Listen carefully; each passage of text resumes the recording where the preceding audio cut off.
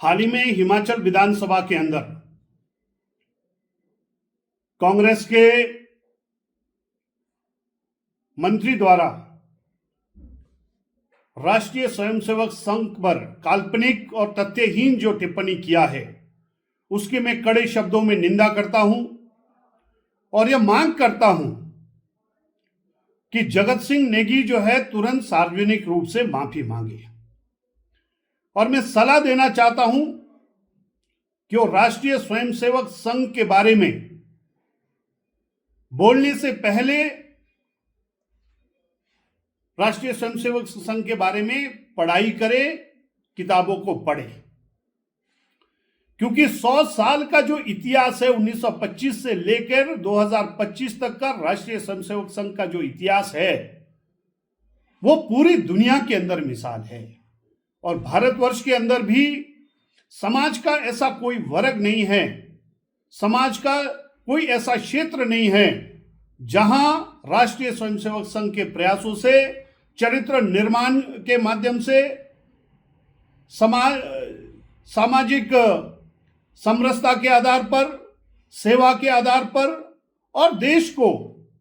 के लिए समर्पित होने वाले कार्यकर्ताओं की या स्वयंसेवकों की फौज खड़ी नहीं हुई हो। और यही कारण है कि पिछले आजादी के इतने वर्षों के बाद जहां देश के अंदर अपीजमेंट की राजनीति चलती थी, आज ये पहली बार हुआ है 14 वर्षों के कार्यकाल में देश में भारत माता की जय और राष्ट्र प्रथम की बात करने वालों की सरकार चल रही है। और इस बात को लेकर, इस विचार को लेकर देश के लोगों ने माना है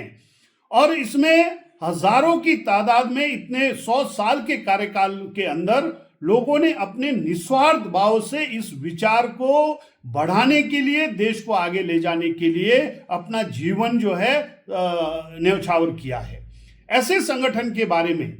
एक ऐसे व्यक्ति जिसको जो वंशवाद के आधार पर राजनीति में आया हो, सामाजिक राजनीतिक विषय को नहीं समझता हो और विधानसभा जैसे बड़े संस्था के अंदर, संवैधानिक संस्था के अंदर इस तरह की बात करना पूरी तरह से निंदनीय है। इसलिए जो है जहां जगत सिंह को सार्वजनिक रूप से माफी मांगना चाहिए, उसके साथ साथ मैं अनुरोध करना चाहता हूं माननीय मुख्यमंत्री जी से कि ऐसे जो विचार के लोग हैं, जो मुझे लगता है कि मानसिक रूप से भी परेशान मुझे लग रहे हैं, ऐसे लोगों को कैबिनेट में स्थान देना उचित नहीं है। और राष्ट्रीय स्वयंसेवक संघ का तो एक इतिहास है, जब भी देश के अंदर संकट आया, चाहे 1962 के समय में हो, चाहे देश में इमरजेंसी लागू हुआ हो, यानी कि जब भी देश के अंदर कोई ऐसी समस्या आई उस समय स्वयंसेवक आगे आए और देश को बचाने का काम राष्ट्रीय स्वयंसेवक संघ के स्वयंसेवकों ने किया है। इसलिए जो है इस तरह की बात करना किसी भी स्वयंसेवक को, किसी भी देशभक्त को जो है हजम नहीं होगा और बर्दाश्त नहीं किया जाएगा। और इसके साथ साथ मैं एक और विषय को लेकर आपके बीच में आना चाहता हूं कि पिछले दिनों जिस तरह से हिमाचल प्रदेश के अंदर कई विषय आए, लेकिन जगत सिंह नेगी ने एक विषय उठाया और जगत सिंह ने विषय उठाया कि भाई जो कुछ स्थानों पर महिलाओं के साथ दुर्व्यवहार हुआ है, ऐसा आरोप लगाने का काम किया और उन्होंने बाज़ाब्ता नाम लेकर भाजपा के नेताओं के बारे में कहा है। जब उनके बारे में कहा तो यह विषय भी आया कि किन्नौर के अंदर उनके बेटे के विरुद्ध उनकी बहू ने जिला न्यायालय में जो है केस किया है और वो केस है डोमेस्टिक वायलेंस का, वो केस है घरेलू हिंसा का। और जब ये घरेलू हिंसा का विषय आया तो कई लोगों ने ये कहा कि भाई ये विषय तो घर का है, घर घर की लड़ाई, ये हो सकता है, घर घर की लड़ाइयां सब जगह है, लेकिन विषय क्या है इस बात को समझने की आवश्यकता है। हमने इस विषय को इसलिए लेकर आए हैं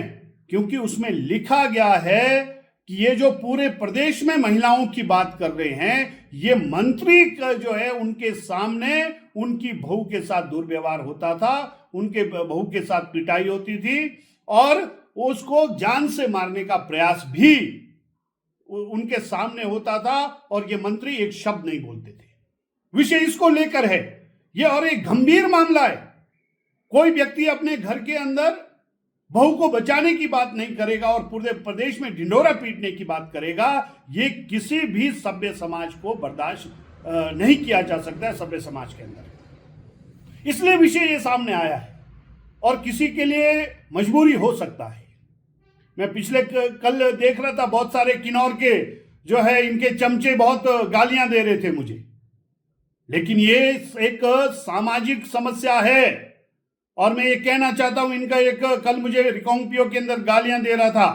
कुछ था कांग्रेस का, लेकिन इसका पूरे किन्नौर में जगत सिंह के चमचे के रूप में ही वो जाना जाता है। और उनकी बेटी के विषय को भी यदि कभी समस्या आई या रही है तो मैं वो अगर किसी बेटी के साथ अन्याय हो रहा है तो हम उसको भी उठाने का काम करेंगे। उसकी मजबूरी हो सकती है, अपनी बेटी के समस्या के बारे में बात नहीं करना, या जिसने अन्याय किया उसकी चमचागिरी करने का उसका हो सकता है, मजबूरी हो सकती है, लेकिन हमारी कोई मजबूरी नहीं है। किसी भी बेटी के साथ किसी के साथ भी अन्याय होगा, हम उस आवाज को उठाएंगे। और मैं एक बार दोबारा ये कहना चाहता हूं, इस विषय को इसलिए लाया गया है क्योंकि कोर्ट में इनकी बहू ने लिख कर दिया है कि जगत सिंह नेगी के सामने उनके साथ दुर्व्यवहार होता था, उनको जान से मारने की धमकी दी जाती थी, गला दबाने का प्रयास होता था, और ये जगत सिंह कुछ नहीं बोलता था। ये विषय इसलिए लाया गया है, किसी के परिवार में जाने का विषय नहीं है। लेकिन जो मंत्री हिमाचल प्रदेश के अंदर महिलाओं के बारे में बात कर रहा है, उसको ये अपने घर में जो घटना घट रही है उसको ठीक करने की भी जरूरत है। और आज तक जगत सिंह के बेटे को अरेस्ट क्यों नहीं किया गया है, क्या कारण है? ये सारे विषय जो है जहां सार्वजनिक है, जो पब्लिक डोमेन में काम कर रहा है, यदि उनके सामने कोई घटना घटती है तो वो व्यक्तिगत नहीं रहता है, वो सार्वजनिक रहता है। और समाज के लिए ये अभिशाप है।